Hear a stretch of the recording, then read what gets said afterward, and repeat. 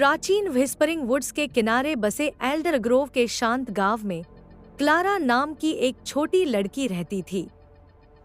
गांव वाले जंगल की कहानियां सुनाते थे, दावा करते थे कि यह बेचैन आत्माओं से भरा हुआ है, लेकिन क्लारा एक जिज्ञासु आत्मा थी। वह अक्सर अपनी खिड़की की सुरक्षा से घने जंगल में झांकती थी, यह सोचकर कि इसमें क्या रहस्य छिपे हैं। शरद ऋतु की एक ठंडी शाम क्लारा की जिज्ञासा उस पर हावी हो गई।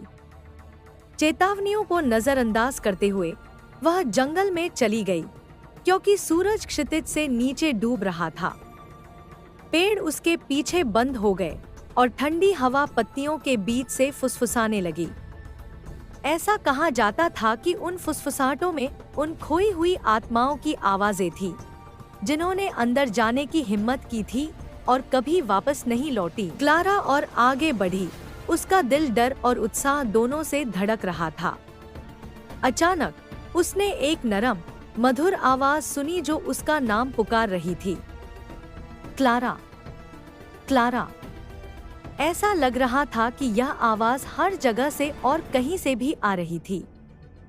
वह कांप उठी, लेकिन उसकी जिज्ञासा ने उसे आगे बढ़ने के लिए प्रेरित किया। रास्ता उसे एक खुले स्थान पर ले गया जहां एक पुरानी, जीर्ण शीर्ण हवेली खड़ी थी, जो उगी हुई पत्तियों से आधी छिपी हुई थी।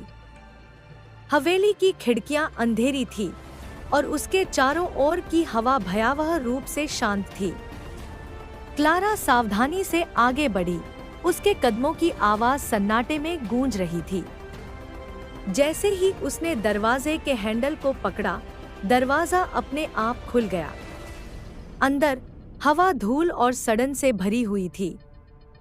दीवारों पर छायाएं नाच रही थी और क्लारा के वजन से फर्श के तख्ते करा रहे थे।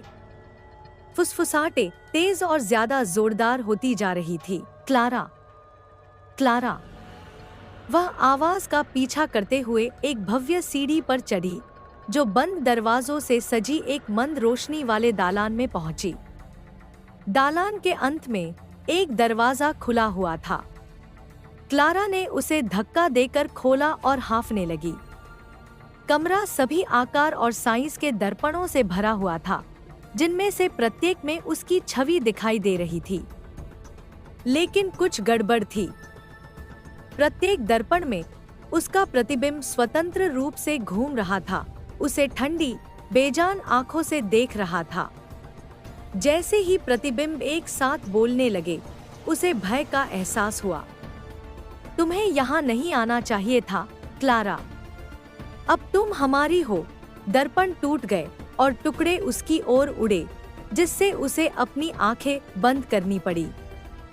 जब उसने उन्हें फिर से खोला, तो वह हवेली में नहीं थी। क्लारा ने खुद को एक अंधेरे, अंतहीन शून्य में पाया, जो दर्पणों के टूटे हुए टुकड़ों से घिरा हुआ था।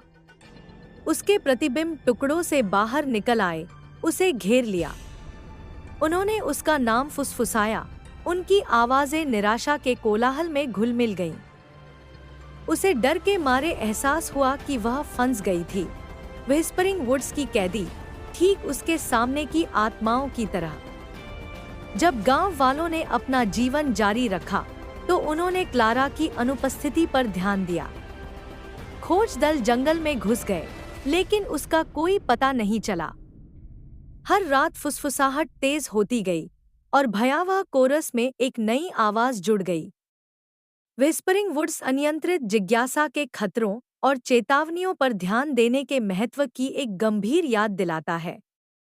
क्लारा का भाग्य एक चेतावनी भरी कहानी बन गई, जो पीढ़ियों से चली आ रही है। एल्डर ग्रोव जंगल से सावधान रहा। इसके निवासी समझते थे कि कुछ रहस्यों को अनदेखा ही छोड़ देना सबसे अच्छा है और कुछ जगहों की कभी खोज नहीं की जानी चाहिए, क्योंकि व्हिस्परिंग वुड्स के भीतर आत्माएं अभी भी फुसफुसाती थीं, हमेशा नई आत्माओं की लालसा करती थी, जो उनके शाश्वत विलाप में शामिल हों।